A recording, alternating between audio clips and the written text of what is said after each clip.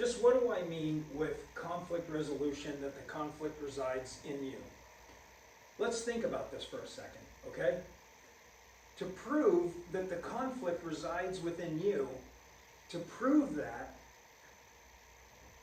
the question is, why when people make mistakes or they say things that we consider to be offensive or people do things that we don't agree with, why is it that other people's actions and other people's words cause us to suffer?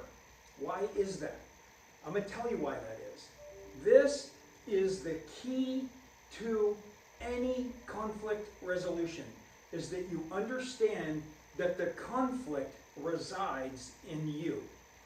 It's the only place that it can be solved. Anytime that you are in conflict with another person, I 100% guarantee you, you are in delusion about either your pride, or your ego. You are in delusion in one of those areas. What is your pride? Your pride is the role that you've assigned people out there. That's your pride. A lot of people would think to themselves, well, the pride is how you feel about yourself. No, that's not true. Pride has to do with the role that you have assigned other people. Your ego is the role that you have assigned yourself. It's the way that you feel about yourself. So your ego is usually where the delusion is if you are in conflict. So you simply ask yourself a question. What is it that my ego is saying? And you answer that question by simply saying, the role that I've assigned myself in this situation is what? Pride.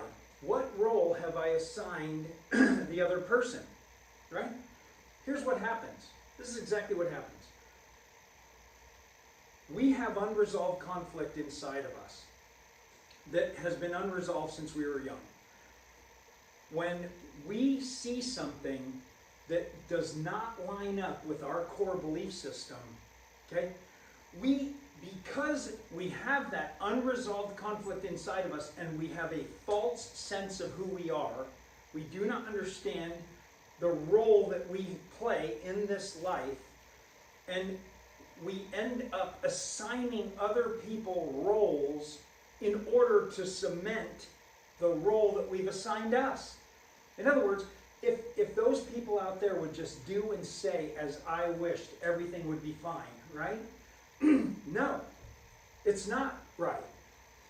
If everybody does and says everything that you think that they're supposed to do and say, you are still not okay. Because your ego is not in alignment with who you actually are. What do I mean by that? Here's the tough part. You cannot get into a conflict with somebody else if your approach to that situation and that person is, I am broken too. I fall short too. I have issues too. I make mistakes too. Bam, zero conflict. The role that you have assigned yourself is, I am broken just like you. But that's not what we do. We see things, we hear things, boom, we immediately think that we are better than the other person, that we are superior to them. That's the pain. That's the poison that we drink. Because we were never, ever, ever, ever meant to infiltrate ourselves into other people's lives and assign them roles in order for us to be okay. That was never the way we were meant to be. I know that from experience. I lived my life, I'm 60 years old. I lived my life like that. It almost killed me that I was such a pride and ego maniac that it almost killed me. Today, I require nothing from anybody. I'm okay anyway. So if I'm out there in the grocery store and somebody does this and does that, or I'm driving down the road and this person does this, or I'm driving down the road and my wife all of a sudden gets into some sort of fear and she says something to me that the majority of people would find offensive, doesn't even affect me. Doesn't even bother me. I'm separated from it And the reason why I'm separated from it is because I have separated myself from what you do, what you say, what my wife says, what she does. My wife can do no wrong with me.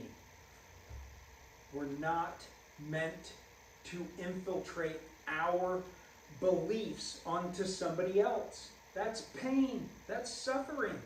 Look at how the world is suffering. This is the core of where that suffering is coming from. We are actually called to just be with other people. Not be with requirements on them, just be without requirements upon other people.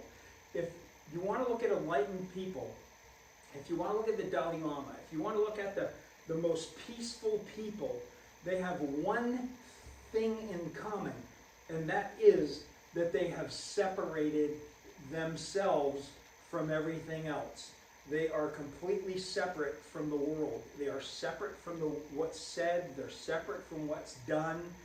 They have peace in spite of what's said, in spite of what's done. You can get there. We're going to try to help you through this process. The process is pause. Pride, ambition, security. What is it that you need in order for you to be okay for that day? That's what we need to work on.